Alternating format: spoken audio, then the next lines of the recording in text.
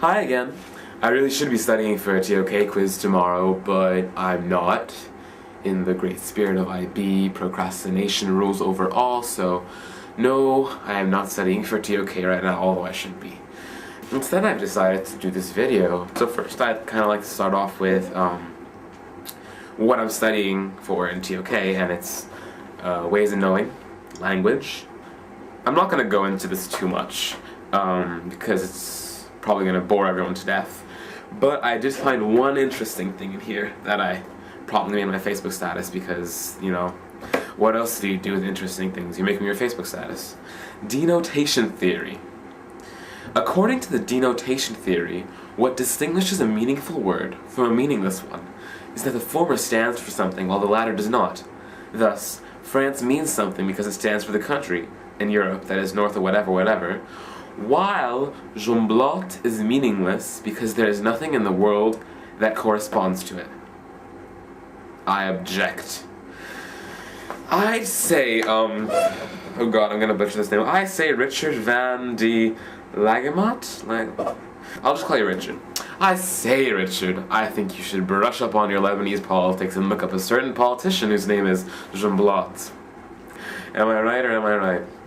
So anyway, that was just a fun fact that I looked at while I was pretending to study for TOK, which I really should be studying for, but I'm not.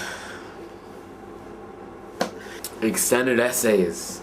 I'm technically not in the extended essay class right now, but I started mine anyway, and I'm going to be doing it in social anthropology, that's it. Social anthropology, that's what I'm going to be doing it in, and it's hopefully going to be on like the third culture or something similar, which is what I base everything off of. My visual arts theme is the third culture. My extended essay is going to be about the third culture, like, you know, what else would Eamon do? Speaking of extended essays, a certain friend who shall remain anonymous, a certain senior friend, recently got screwed over with her extended essay because the funny thing about extended essays are that the guidelines are really specific. You have to write it in this area, you have to do it in this way, you have to have these things or else.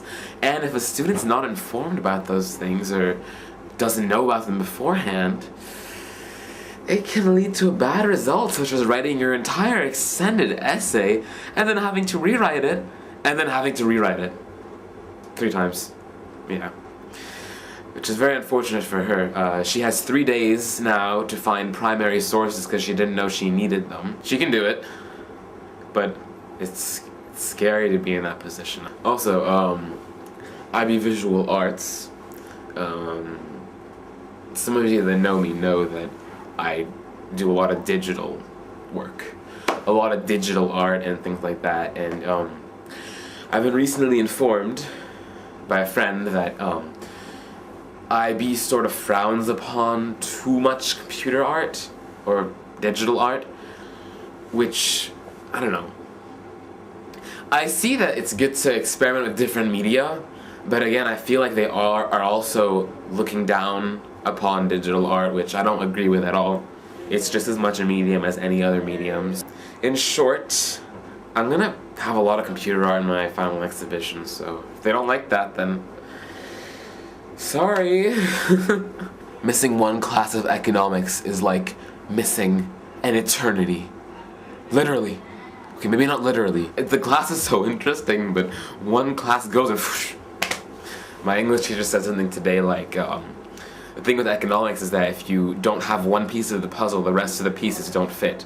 Which is so true. You miss one class, the rest of the classes don't make sense, so missing a class of economics is the end of your life. Figuratively. Alright, I need to get back to studying TOK. I need to get back to studying TOK and looking at language and the problem of meaning and some other stuff. Oh god, I'm gonna fail.